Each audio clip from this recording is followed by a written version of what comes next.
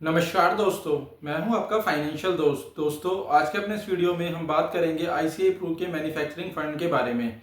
दोस्तों, वीडियो शुरू करने से पहले आपसे छोटी सी रिक्वेस्ट है कि अगर आपने हमारा चैनल अभी तक सब्सक्राइब नहीं किया है तो प्लीज़ इसे सब्सक्राइब करें।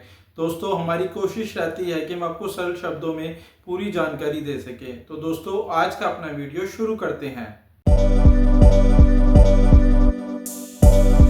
आईसीआई प्रू मैन्युफैक्चरिंग फंड, यह फंड एक थीमेटिक कैटेगरी का फंड है। वहीं बात करें इसके लास्ट वर्किंग डे की एनएवी की, तो जो उसकी लास्ट वर्किंग डे की एनएवी थी वह 32 रुपये 82 पैसे की थी।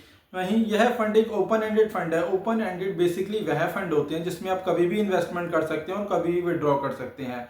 बात करें इस फंड के बेंचमार्क की, तो उसका benchmark Nifty India manufacturing total return index का रहने वाला है। वहीं बात करें इस फंड पे लगने वाले एग्जिट लोड की, तो यदि आप अपने पैसे को 1 साल से पहले विड्रॉ करते हैं तो इस पे 1% का एग्जिट लोड लगेगा, और 1 साल के बाद विड्रॉ करते हैं तो इस पे किसी प्रकार का कोई एग्जिट लोड नहीं है। वहीं बात करें इस फंड पे लगने वाले एक्सपेंस रेशियो की, तो इस फंड का एक्सपेंस रेशियो 1.9% का है। वहीं बात करें इन्वेस्टमेंट की, तो इस फंड के अंदर आप एसआईपी के केस में केवल 100 रुपये से निवेश की शुरुआत कर सकते हैं, और लमसम के केस में 5000 रुपये से निवेश की शुरुआत कर सकते हैं। यह फंड 2018 को लॉन्च हुआ था, और इस फंड का अभी तक का जो एसेट अंडर मैनेजमेंट है वह 3882 करोड़ रुपए का है। वहीं बात करें इस फंड के अंदर, यदि किसी व्यक्ति ने 1 लाख रुपए का निवेश किया होता जब ये फंड लॉन्च हुआ था, तो आज उसकी वैल्यू 3,28,000 रुपये होती। वहीं अगर आप इसका एसआईपी का भी सालाना का रिटर्न देखेंगे तो उसने 32% से ज़्यादा का ही सालाना का रिटर्न दिया है।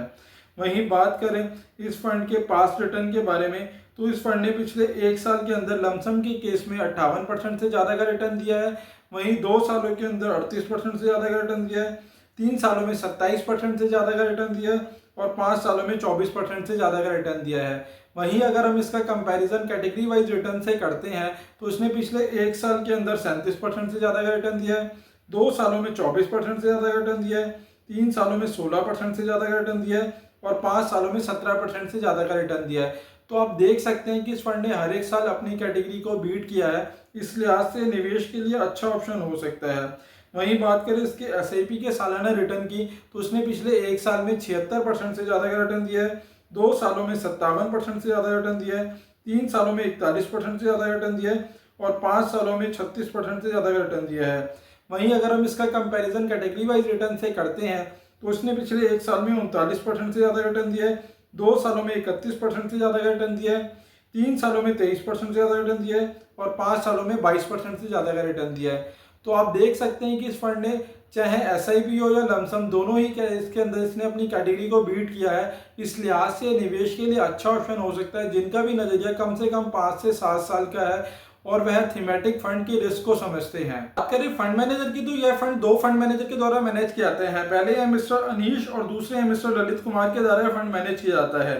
वहीं बात करें टॉप 5 सेक्टर एलोकेशन की, तो उसके अंदर ऑटो लिंकिंग के अंदर 19.18% का इन्वेस्टमेंट है, सीमेंट के अंदर 12.68% का इन्वेस्टमेंट है, इंजीनियरिंग एंड कैपिटल गुड्स के अंदर 12.03% का इन्वेस्टमेंट है, और हेल्थ केयर के अंदर 10.78% का इन्वेस्टमेंट है।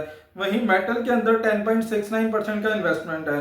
वहीं बात करें टॉप 5 कंपनी एलोकेशन की, तो इसके अंदर अल्ट्राटेक सीमेंट के अंदर 7.79% का इन्वेस्टमेंट है। वहीं मारुति सुजुकी के अंदर 5.87% का इन्वेस्टमेंट है, एल&टी के अंदर 5.55% का इन्वेस्टमेंट है, सन फार्मास्यूटिकल्स के अंदर 3.64% का इन्वेस्टमेंट है, और सीमेंस लिमिटेड के अंदर 3.62% का इन्वेस्टमेंट है।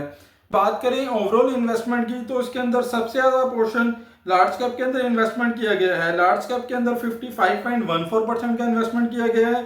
वहीं मिड कैप के अंदर 32.35% का इन्वेस्टमेंट किया गया है, और स्मॉल कैप के अंदर 6.919% का इन्वेस्टमेंट किया गया है। तो आप देख सकते हैं कि इसके अंदर तीनों ही सेक्टर के अंदर एलोकेशन किया गया है, पर इसके अंदर मेजर पोर्शन इसके अंदर लार्ज कैप के अंदर इन्वेस्टमेंट किया गया है।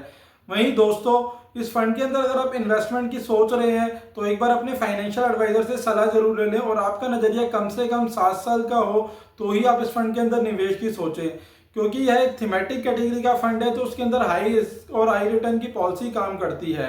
दोस्तों, आशा करता हूं मेरे द्वारा दी गई जानकारी आपके लिए उपयोगी सिद्ध होगी, और यदि आपको वीडियो अच्छा लगा हो तो प्लीज़ इसे लाइक शेयर करें, और चैनल अभी तक आपने सब्सक्राइब नहीं किया है तो प्लीज़ इसे सब्सक्राइब करें।